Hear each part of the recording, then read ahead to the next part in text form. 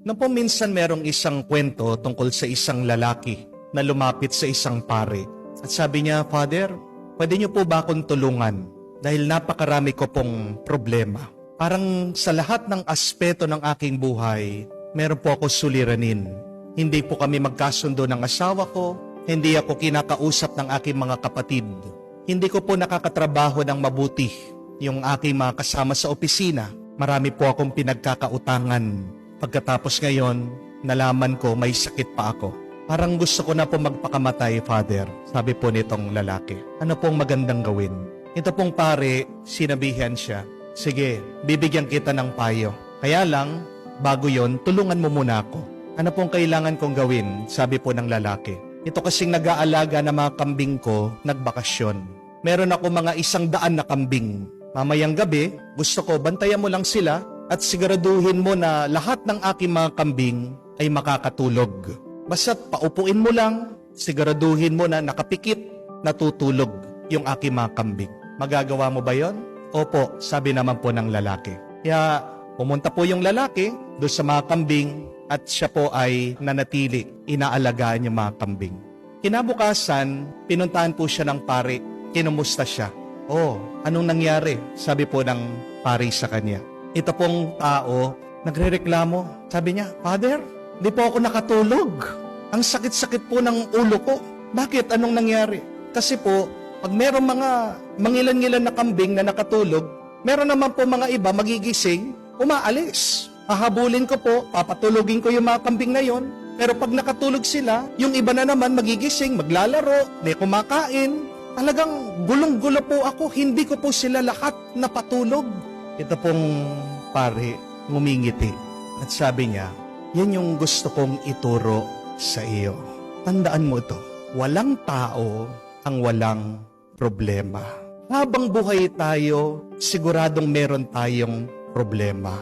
At tandaan mo to, hindi lang isa ang problema ng tao. Habang nabubuhay tayo, magkakaroon at magkakaroon ka ng mga problema. Pero bakit ka napapagod? Bakit ka na-stress? Bakit ka nabibigatan? Kasi gusto mo, lahat ng problema mo, magkaroon na agad ng kasagutan. Parang yung ginawa mo kagabi, gusto mo, lahat ng mga kambing ay makatulog. Pero sinasabi ko sa iyo, imposible yun. Tandaan mo to, minsan sa buhay, ang problema parang kambing. Merong mga kambing na madaling makatulog. Ibig sabihin, merong mga problema na madaling masolusyonan. Meron naman mga kambing matitigas sa ulo.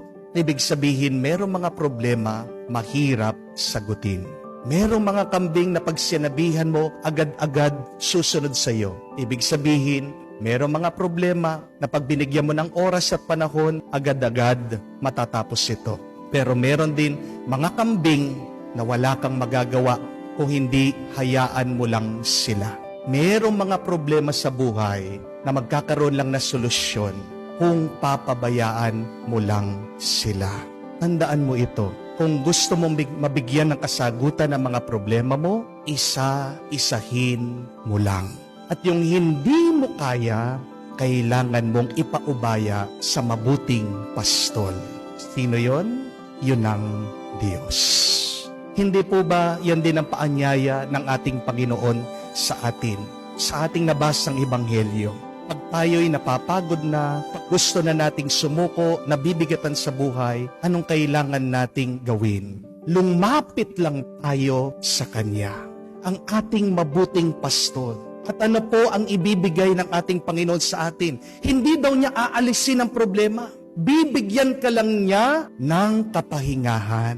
Pagkakalooban lang niya ang iyong kaluluwa ng kapayapaan. Bakit hindi inaalis ng Diyos ang ating problema?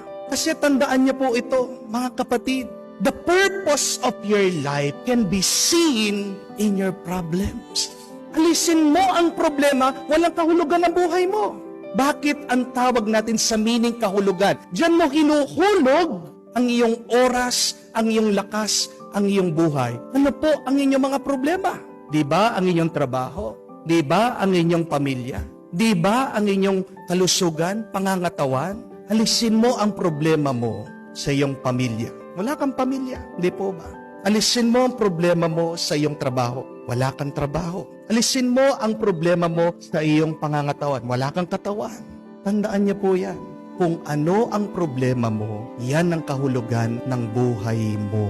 Magpasalamat ka, may problema ka. Ibig sabihin, meron kang gagawin dito sa mundo. Pag wala ka ng problema, ano pang gagawin mo? Para saan pa ang buhay nito? Saan patungo ang iyong buhay? Pero bakit nga nagiging mas mabigat, mas mahirap ang ating buhay? Dahil pinagsasabay-sabay natin ang ating mga problema. Isa-isa lang. One at a time. Amen? Kaya nga sabi ng ating Panginoon, take my yoke upon you. Hindi niya sinabing, take the yokes. Yoke, singular. Kaya nga, sinasabi din, turo ng ating Panginoon, sino man sa inyong gustong sumunod sa akin, kailangan niyang buhatin ang kanyang krus. Hindi sinabi ng ating Panginoon ang inyong mga krus. Ang sinabi lang niya, ang inyong krus. Just one cross in your life. Alam ng ating Panginoon ang ating kapasidad. Alam ng Diyos ang ating kahinaan. Allow God to be God in your life. Kung naniniwala ka, Diyos siya. Anong ibig sabihin nun? Makapangyarihan siya.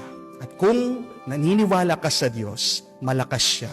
Kakayanin niya anuman na mabigat na problema sa iyong buhay.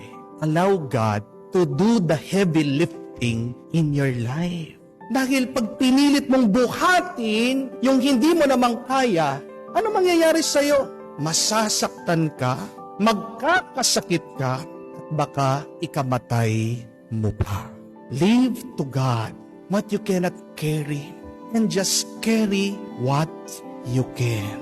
Pag hindi mo na kaya, magpatulong ka. Hindi ka nabibigo pag nagpapatulong ka. Tandaan niyo po yan. You are not a failure when you ask for help. Pero meron mga iba, ayaw humingi ng tulong. Bakit? Ma-pride eh. Di po ba? Kasi pag humingi ng tulong, feeling nila mahina sila. Feeling nila bumababa ang kanilang pagkatao. Listen mo ang pride ng kataasan sa iyo. Isa pang nakakabigat yan. Isa pang nakakapagbigay sa iyo ng kapaguran yan. Wala nang ibang pinakamasarap na karanasan ay yung pagpapakumbaba. Be humble. Ask for help if you need it. And be assured that God will help you. Kung nga ang Diyos, kung maalala niyo po, nung buhat-buhat niya ang krus papuntang Kalbaryo, di ba? Tinulungan din siya. Napagod din siya. Ano pong pangalan ng tao na tumulong kay Jesus na nagbubuhat siya ng krus? Si Simon Cireneo. Hindi po ba? Diyos na yan ha. Tinulungan siya. Ikaw pa kaya na tao? Hindi ka magpapatulong. Kung hindi mo na kaya, bitawan mo, magpahinga ka. Tumawag ka sa Diyos at maniwala ka na darating siya para tulungan ka. Kaya nga, meron tayong expression, hindi po ba? Anong palagi natin sinasabi? Pag sayid na tayo, pag hirap na tayo, pag gulong-gulo na ang ating isip, agad natin sinasabi, bahala na.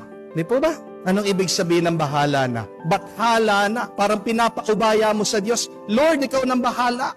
Pero yung mga bata ngayon, anong sabi nila? Bahala na si Batman. Totoo ba si Batman? Gawa-gawa lang si Batman. Di po ba? Ano po yung ibig sabihin ng expression na yon? Kasi daw si Batman matalino. Meron pang mas matalino at mas makapangyarihan kesa kay Batman. Yan ang Diyos.